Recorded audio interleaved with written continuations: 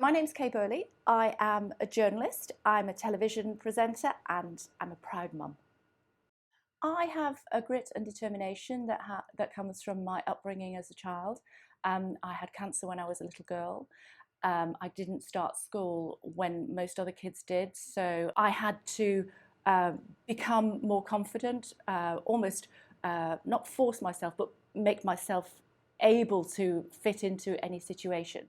People would think that I'm uber confident when they see me on the telly, but that's not my persona. I'm actually very shy. The biggest risk I probably have ever taken was when I think I was 22, and I was working for Tiny's Television in Newcastle. And I saw in the Guardian newspaper there was an advert for an overnight writer at TVAM.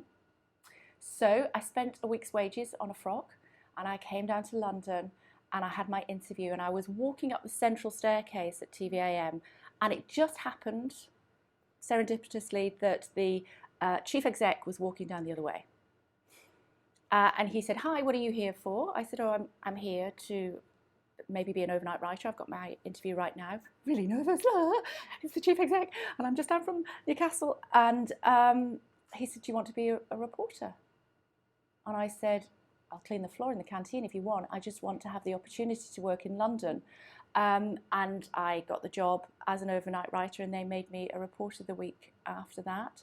And I didn't have to clean the floor. So it was 90% hard work that had got me there in the first place, 10% luck that I just happened to cross him on the stairwell. But that was the moment that probably changed my career. And then within 6 months, I was presenting Good Morning Britain when Anne Diamond went off to have her baby. For younger people that are coming through the industry, I have a responsibility, either male or female, to offer them as much support as I can. Quite often the youngsters will come to me and say, "Can we have a cup of coffee and chat about, which direction I should be going in?" And I always say, absolutely not, unless it's a glass of wine, and then yes. A few weeks ago, I was interviewing the chief exec of Alton Towers, Merlin Group, but Alton Towers primarily. And I had been following the story. I thought they'd been given a reasonably easy time with the other interviews that I'd seen him do on other news networks, and our own, to be fair.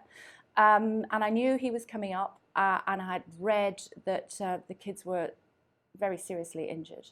And I remember, I'm a mum, and I thought, if my child had gone out for a day out to celebrate after his exams had finished, and he came out in an ambulance, I would want some answers. I thought he did a brilliant job, the chief exec, at answering the questions. I thought he tiptoed through the raindrops. I thought he kept very calm. About 2 days later, the Twitter storm got a full head of steam. Its head exploded. And something like 60,000 people signed a petition to say that they wanted me to be sacked. It's like walking a tightrope, my job. So every day, you're never sure whether you're going to fall off that tightrope. I thought it was perfectly acceptable. I hope that the parents of those kids, if they were watching, thought that I asked the questions that they would want the answers to.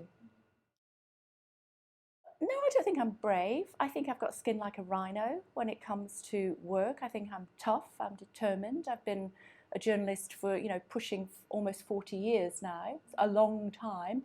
And so I call on all of those skills that I've learned over the years. But then when I get home and I close the front door, it's really important to me that my family are supportive and they know what I'm really like, and they know when they've pushed it just a little bit too hard.